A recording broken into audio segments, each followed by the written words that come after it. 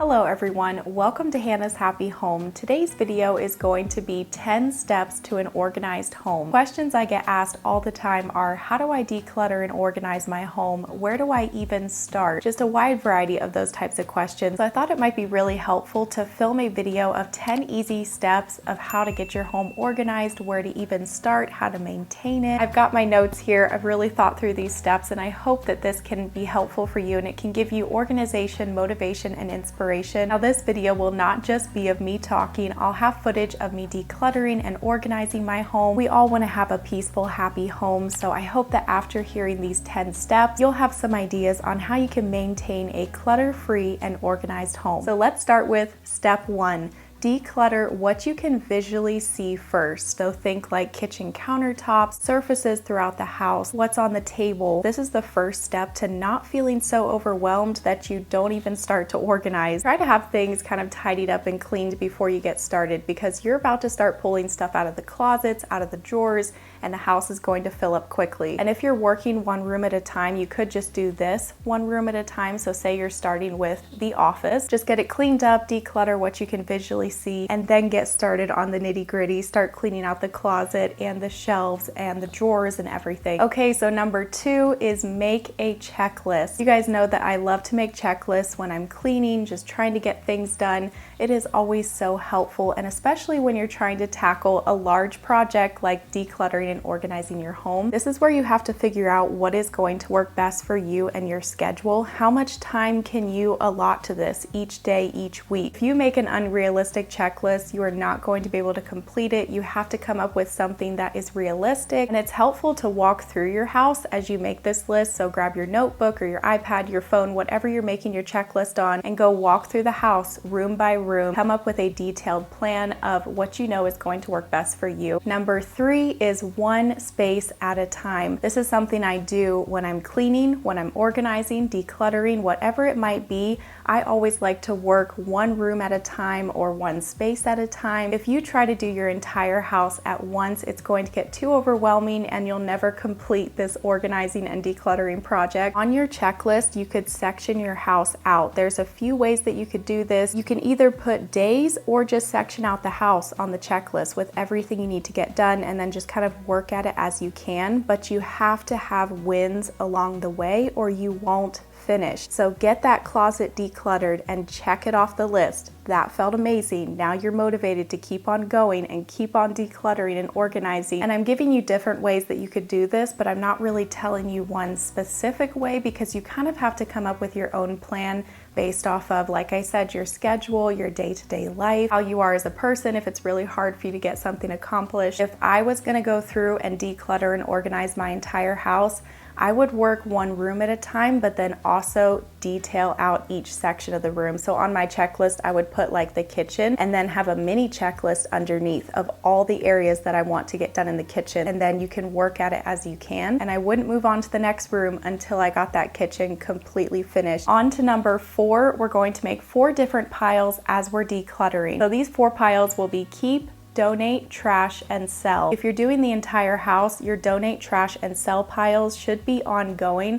I like to do it that way. That way when you get done with the entire house, you can see how many items are leaving your home, and that's super satisfying. You don't have to do it that way, but that's how I like to do it. Now, when you're making these 4 piles, be brutal and make quick decisions. Don't overthink it. If you're really trying to get rid of a lot of clutter, you have to have this mindset when you're going through something. Be thinking, does this bring me joy? When was the last time I used this? When was the last time I saw the kids playing with this toy? When was the last time I wore this outfit? Am I ever going to wear this outfit? If you're serious about getting rid of that clutter and you want to get rid of as much as possible, you have to try and get rid of as much as possible and make those quick decisions. Keep thinking about how amazing it's going to feel once your home is clutter-free.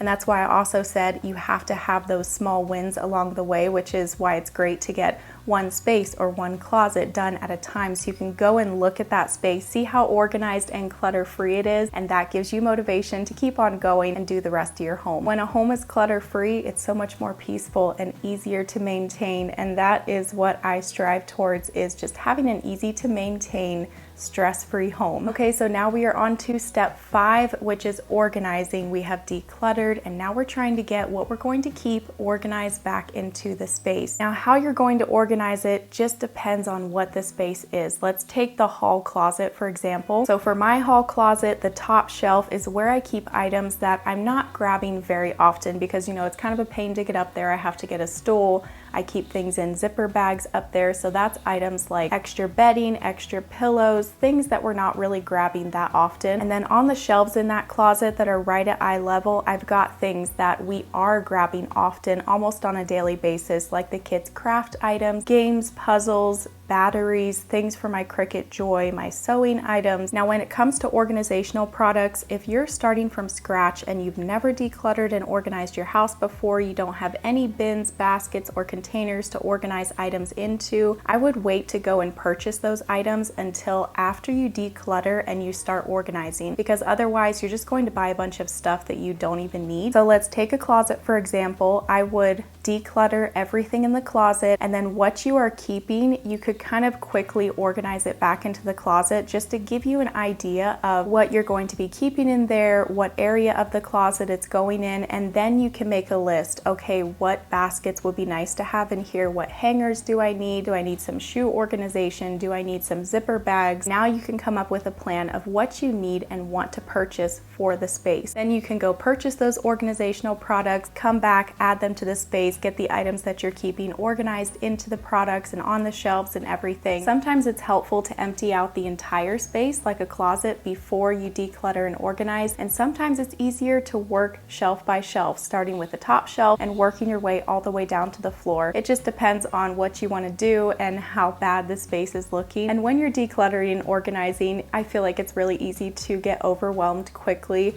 which is why it's helpful to go through these steps, make a plan, and just work in sections, like I said. Also, sometimes you have to live in a house for a while before you know how you want to have things organized, where you want to store items. It can definitely be a process. And if you've been watching my channel for the last couple of years, you know that getting our home decluttered and organized has been a process, and it's also something that you have to maintain. You might be moving things around or switching things up for a while before you figure out what is going to work best for you and your family. Number 6 is giving every item a home. So maybe you want to create drop zones throughout your home, having like a basket on the entryway table where you can throw your wallet and your keys, different things like that. Having those drop zones will be helpful instead of everything just getting piled on the kitchen counter or the dining room table. If every item has a home, then you won't have those random items just thrown around your home, like the extra clutter that you don't know what to do with. Sometimes labeling stuff can be really helpful, especially if you have little kids. That way they know where items go. Okay, this basket is where the stuffed animals go, or this basket is where the train set goes. I have a little Cricut Joy that I use to make labels around our home,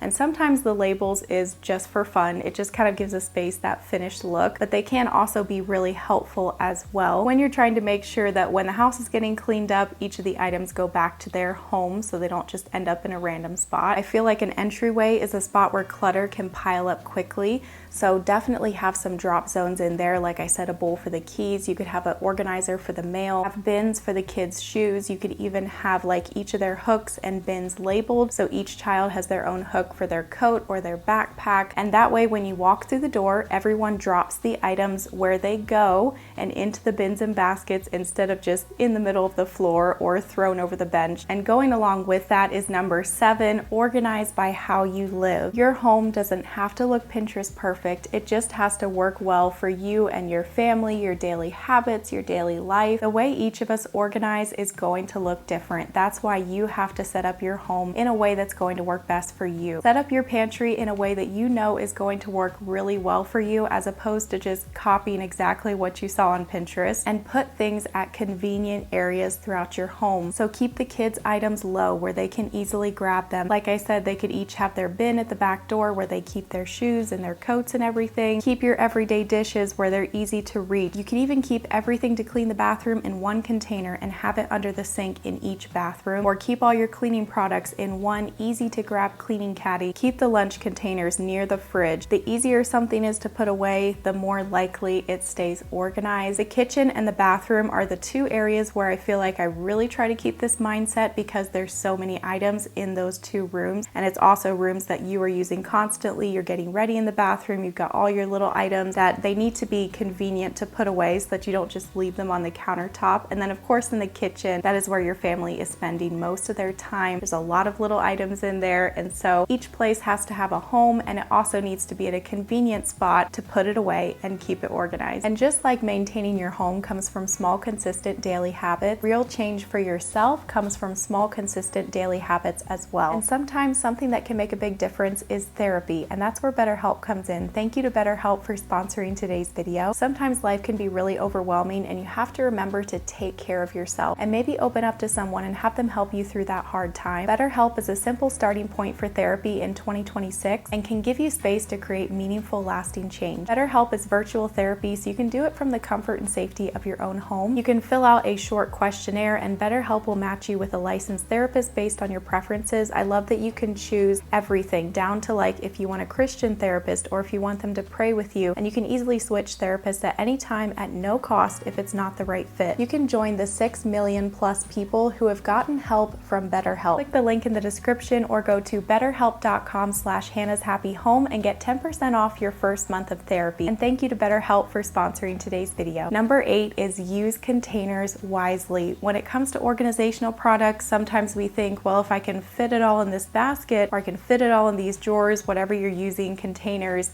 then I can keep it. But it's great to keep those baskets, containers, and everything only about 75 to 80% full. Give yourself a little bit of wiggle room. Bins, baskets, containers, and all of that is supposed to limit how much you keep instead of helping you keep even more. And if that bin or basket, whatever it is, gets full, it's time to get rid of some items. Now, I will link down below in the description box my favorite home organization products, and there's so many different places where you can purchase these items at. Some of my favorites are Amazon, Hobby Lobby, Walmart, Target. Also, you could go in and check out places like the Dollar Tree. Different stores like that will have good prices for smaller organizational products, maybe little like drawer organizers and things like that. I like to use the sets of little acrylic containers for bathroom drawers. And then for bathroom cabinets, it's great to use like maybe some large plastic bins, or you could do some drawers. Drawer dividers are great for dresser drawers, for your clothing. I just got a flower delivery from Levi. It's springtime in Arizona. We've got lots of wild poppies, and these pink flowers are growing everywhere. When I link them down below, I'll try to section them into different rooms in the house. So I'll put all the ones that I love for the kitchen, the ones that I love for bathrooms, and different areas like that. I know that buying organizational products for your home can add up really quickly, so I want to give one of you a $100 Amazon gift card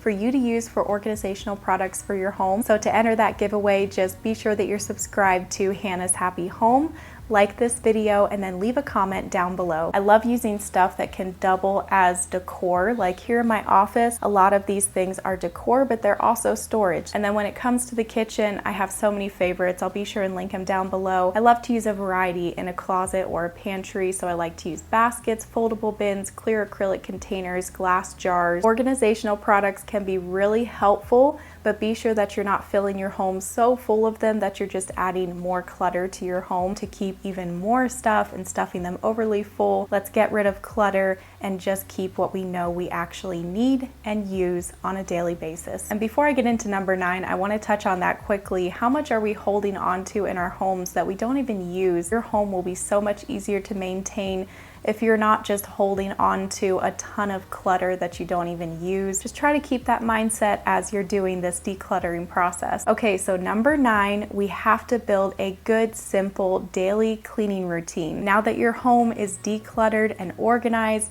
now we have to start the process of keeping everything clean and organized. For this daily cleaning routine, reset routine, You need to be tidying up on a daily basis, picking up stuff, putting the items back into the bins, baskets, and drawers that they go into, and just trying to keep things organized on a daily basis. If you get rid of a lot of clutter during this decluttering process and you get everything really good and organized, it is going to make it so much easier to tidy up your home each day and to keep a clean house, especially now that everything has a home. You have these drop zones, you have labeled baskets where everything goes. It's also good to keep the mentality of the one-touch roll. If you pick up folded laundry, don't just go carry it and set it on your bed. Go put it right where it goes. Probably only takes you like a minute longer to do that, and taking something and just like setting it inside the room, whatever it might be. If you pick it up to put it away, actually go and put it where it goes. It's just little simple daily habits like that that help to maintain your home and keep it clean on a daily basis. And that brings us into the final step, which is step 10, and that is to maintain. All of these organized spaces are going to have to be maintained. Be sure you're putting stuff back where it goes, and probably at least once a year you're going to have to go back into these spaces and just do a quick declutter and reorganize. It is not going to take as long as the first time, but you're going to have to do that probably on at least a yearly basis to be able to maintain your home. Make a one in, one out roll. Buy a new piece of clothing, you have to find one piece out of your closet to donate. Buy a new coffee mug, you have to find one in the cabinet to donate. That keeps the clutter from rebuilding. And also, when you are out shopping, scan your cart before you go through checkout. See if there's anything that you can put back. See if there's anything that you don't really need that was just kind of an impulse buy, because those impulse buys is what is bringing more clutter back into your home. Hang on, Levi's got another flower for me. And I'm speaking to myself here too. I try to keep that mindset when I'm out shopping, and also with online shopping as well, especially with Amazon. You know, we've all done it where we get an Amazon box and it's like, what is even in this box? What did I even order? So when it comes to online shopping, I would say don't buy anything late at night. What I do is if I'm putting stuff in my cart and it's pretty late at night, I'll just let it sit in my cart until the next morning, and then a lot of times I don't even end up going back and purchasing the items the next day. So that's kind of a good rule to follow for online shopping. Just let it sit in your cart for a little bit. Just kind of think on it and see if you really need those items. It's just all part of trying to maintain a clutter-free home, because how does the clutter pile up in your home? You bring it into your home, and it really changes your mindset when you do a huge declutter and you see this big pile of items that's leaving your home, and it's like, wow, I bought all these items. We brought all of this stuff into our home. So that really makes you think when you are out shopping or you're online shopping, let's only bring stuff into our home that brings us joy, that we know we're going to use. And a truly organized home is not about creating perfection. It's about creating a home that feels calm, peaceful, happy, where things are easy to find, cleaning is easier, and a cluttered space, just for me, I don't know if it's that way for everyone, definitely doesn't make me feel calm and peaceful. I start feeling overwhelmed. The atmosphere that you're living in each day can play a huge role into how you're feeling, how productive you'll be each day. So getting your home decluttered and organized is a great first step to just creating that calm and peaceful, happy atmosphere in your home. But like I said, your house doesn't have to be Pinterest perfect. Let's just make it clutter-free and a little bit calmer. And remember, getting your entire house cleaned and organized is a huge process that can feel really overwhelming. So give yourself grace, take your time if you have to, make sure you're making a checklist, work one space and one room at a time so you don't feel overwhelmed, and also so you can have those wins and you can start seeing your house getting organized. I hope that these 10 steps were really helpful for you and that they gave you a lot of great home organization ideas and organization, motivation, and inspiration. If you want to see more of these types of videos, then be sure and let me know down below in the comments. Give this video a thumbs up. If you're new here, would love to have you subscribe. Just click that red subscribe button down below and the bell beside of it so you get notified each time I post a new video. I love to post all types of home related content and just trying to create a happy home. Thank you each so much for watching, and I'll see you next week with a new video. Bye.